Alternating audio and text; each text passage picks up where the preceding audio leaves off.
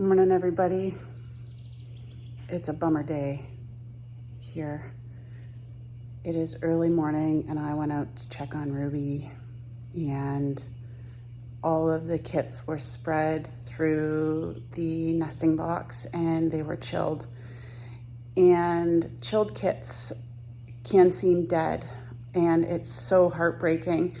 This has happened once before. Ruby's first litter that she had her kits on the wire, which means outside of the nesting box, and they all died. She had them on a really cold day in the spring, and it was the first litter I had ever had, and it was heartbreaking. I really don't even want to be making this video, but it is the reality of having animals. So I think I found them in enough time. There's a couple of problems that I need to solve here. So I found them in enough time that I think there's 7 that are active, and there are 2 that are not. One for sure is not, and the other one is borderline. I'm not sure. And I've heard people say you don't know if you have dead kits until you have warm dead kits. So I'm going to show you what I'm doing. I have an electric blanket. It's all I really had, and the heating pack that I made. So we first threw some towels in the dryer, heated them up, put them in that, and now I just have them in an electric blanket, and I'm just handling them and making sure that they're turning over and getting warm and enough oxygen. Once they're warm, I'm going to go try to rebuild the nest. And that was one thing that I had been doing. Ruby built a really nice first form, which is the nest. But then every time I would go in and check on them, and that's normal, you're supposed to check on them. And I've done it so many times before with no problem. So it's not me interfering with the nest once a day. She was like, the kits were moving around, they wiggle around and they'd wiggle out, but then they wouldn't kind of get back into the nest, and it seemed like it was getting packed down. And I haven't experienced that before. I don't really think it's Ruby as much as the kits wiggling. I'm not really sure. I haven't been doing this long enough. So let me show you who we have here and what's going on. I have to be honest that this year the whole rabbit thing has been a bit of a struggle. Pretty much start to finish. First the does wouldn't breed, then they bred, and normally last year I bred them back to back, and Ruby had a really big litter, so I fostered some of her kits to Licorice, and Licorice isn't going to have kits until the end of this week, so I can't foster these. I don't have anybody to foster these, so I'm hoping that if we get these warmed up, because that's the next problem, we're going to get these warmed up, and then Ruby may not feed them. So that'll be problem number 2. So this little one here, I think is gone. I can't get it to move at all, but I'm leaving it in here just to make sure that it's warmed up. I have another one here that's on my other heating pad that I think is gone as well. Unfortunately, this is the worst. This is just like the worst way to wake up. But the rest of these, come on, little one. Yeah. Okay, so let me bring you in here and show you. The rest of them, I'm not sure if you can see, are pretty wiggly. So if I just keep them in here and can get them warmed back up, then I'll try and take them back out to Ruby and see if she'll hop in to feed them.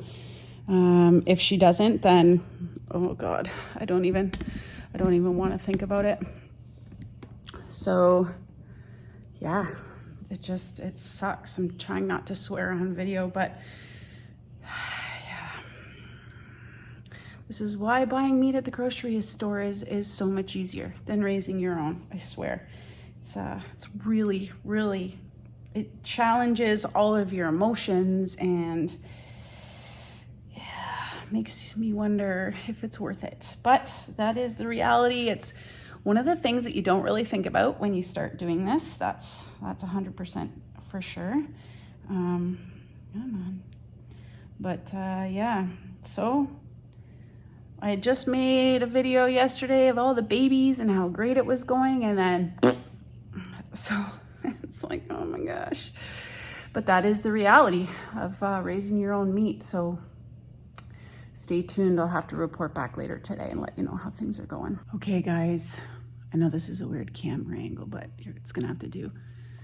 7 of the kits are still active, and I have never watched fast feed so many YouTube channels to see about what the heck I should be doing in this situation. Because I always knew we had fur left over from a previous, from, like I said, from Ruby's previous litter. And I've used that already. So they also said you can use wool. So I have some roving here that I use for knitting that I'm going to put in the nest. And we also had a few cotton balls. So I've kind of built the nest. And also this is the book that I've been using since I got rabbits to help me raising rabbits for meat. And it has some tips, but not very many. So between YouTube, this book, and just reading some blogs online about taking care of rabbits, I've tried to rebuild the nest. So these little peeps have been in here now for about an hour, and they're warm. They are quite warm now, and I think actually they're cozy sleeping. So I'm going to go take them back out and put them back in with Ruby. Probably not going to bring you along because I'm not going to be worrying about videoing this. And then I'm just going to monitor them and hope it works. There is a very good chance that we could lose this whole litter. I've read in this book says you have a 50-50 chance. And from what I've seen already, I'm not 100% confident, but we have to try. So I'm gonna go take these back out and hopefully Ruby will hop in and feed them and not think it's too weird. Anyways, so fingers crossed. Good morning, everybody. I am in the rabbit hutch and we still have ongoing baby bunny saga here. I'm gonna tell you about it as I kind of remake their nest for the billionth time. I do not know what is going on with Ruby, but it is a tough go right now. So I've actually brought in Licorice because she's due in a couple of days. But Ruby is just behaving so strange. So I'm going to show you. So if you can see, Ruby's got a tuft of fur in her mouth. I hate bothering her so much. But what has happened yesterday and today is she started pulling a ton more fur. I haven't seen her do this before. I've never seen any of the bunnies do this, although I've only been doing this for a year, but it's just super strange. And fur pulling is a hormonal response. And I don't know if it's because of what happened yesterday or what, but it's handling these kids is a balance between, or messing around so much is losing them. So if I don't intervene to try and keep them warm like yesterday, they would have died. So now today the problem is the bedding I chose from some research yesterday, and I'm going to talk to you about it, but just to avoid being in here too long, I'm going to get going. So pardon me, I'm in my pajamas, but so what I have to do is remake their nesting box. I read online yesterday that a nesting box material that you can substitute for doe fur is wool. So I thought wool roving would be a really great bedding material because it would be really warm. But what I didn't think about was that those kits pop around like little jelly beans and move around a lot. And when you move wool fibers together a lot, they're very scaly fibers. And so this morning, oh my gosh, this morning I got up and I had one kit that had the roving wrapped around its neck so tight because it had felted like a necklace. So that we cut it off and it looks like it's doing okay. So now what I've done, because I don't have any like cotton batting, what I have done though is taken like yarn that's been spun and cut it into little sections. And this, I tried to get it to felt together and it won't. So I'm hoping if I replace this, that will be okay. Now, Ruby, like I said, is still pulling fur. So what I'm trying to do is stick that in amongst the other materials to try to kind of camouflage this fake material that I'm putting into the nesting box. Oh, this is so stressful. The good thing is that she's pretty tolerant of me because we've been together for a couple of years now.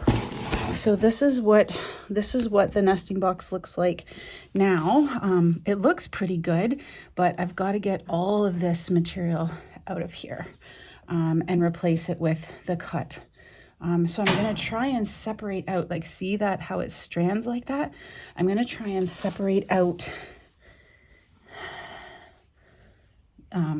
any of Ruby's fur. It's tough because they work it right in, but there's a bunch of her fur at the back. This here doesn't look too bad. I'm just trying to get any of the yarn. Like, see? Look at this. Here's a little one that has a thing wrapped around. Goodness. So I'm just putting them on top of that yarn right now. Maybe just move them to the front. Poor little wigglers. So I just have to check that they're all okay, but here they all are. They wiggle around so much. Oh, you little lovies. You're so cute. I know. Gotta try and work fast because I don't want them to get cold. Okay. I can feel the difference between Ruby's. Okay, this is all Ruby fur. So this is good. This is all good stuff. I'm gonna make a good nest kind of this absorbent wood chips and cotton balls down kind of underneath. The cotton balls were fine, but nothing that didn't, but I want to make sure that the bottom is covered. So I'm gonna shove all that to the back and then get my little wieners here. Oh my gosh, you little things. And put them all back in, but first I'm just gonna give them a check to make sure that they don't have any wool on them.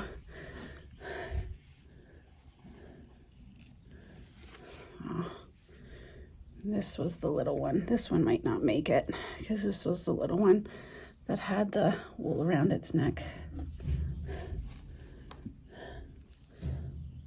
It just wouldn't have been able to eat. So hopefully Ruby will get in here and feed these little munchkins.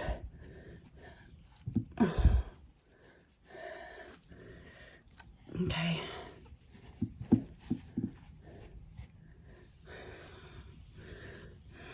There's a little fatty. You can see his little fat belly. Okay, here we go. Around. There you guys go. So what I'll do now, if Ruby's still pulling, I'll come back and check later and make sure. I need to put some of this around the back. Mix it in. Mix it that way. I don't even know. I'm just guessing, you guys. Like, I have no idea. I've watched a bazillion YouTube videos, asked my rabbit mentor, and I did have leftover fur. So that's one thing from now on. If a litter fails or something like that, I did it. I read it in the book. They say to collect fur, and I had done that. And so that has helped. But hopefully Ruby, hey, good girl. Yeah, you keep pulling. She's got a mouthful. Hopefully this will work. I don't even know. I'm telling you what, this is not enjoyable. It makes buying meat at the grocery store look like an awesome option, I'll tell you that. Anyways, stay tuned. We have 7, but that one that had the yarn or the wool wrapped around its neck, it may not make it. Started with 9. So we'll see. Good morning, everybody. It is day 4 of the baby bunny saga. We've lost 3. So there are still 6 bunnies that Ruby has been taking care of. And she seems to have calmed down a little bit and kind of normalized. I don't know, maybe it was her hormones, who knows? But Licorice is up in the cage today because she gets a nesting box. She should have her kits on the weekend. Good morning. Hi, everybody. So I gotta feed these girls. Let you go. Here you go. Get out there. Good morning, mamas. Good morning.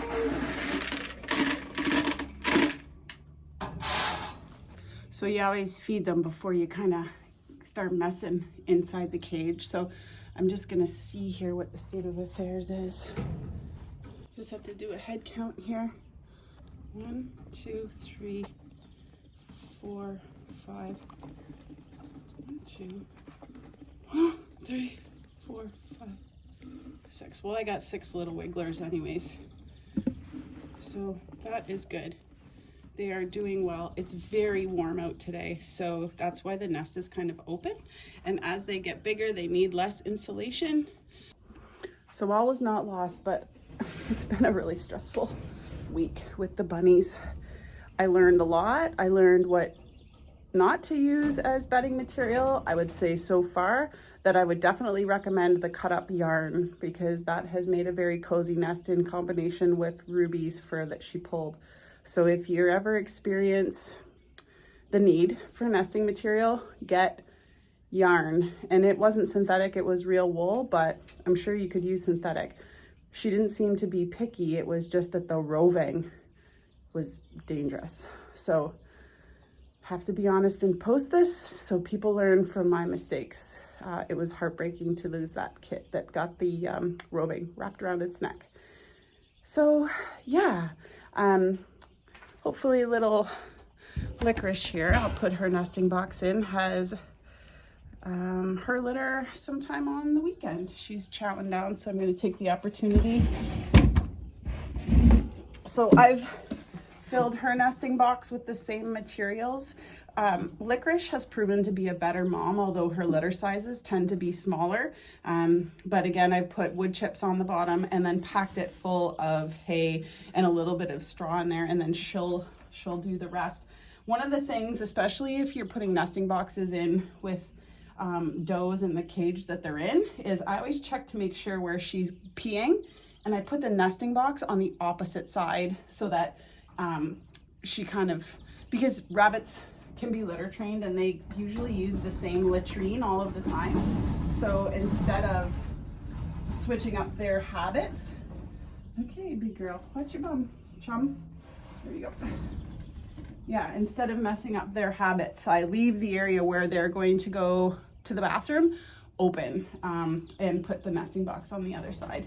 So she's sniffing it out. I'm gonna try and get some video of her making her nest, hopefully, so that you guys can see. It's really cute when they stuff their mouth with all of the nesting materials and kind of get into building. Okay, folks, thanks for watching. I hope you all have a great day, and we'll see you next time.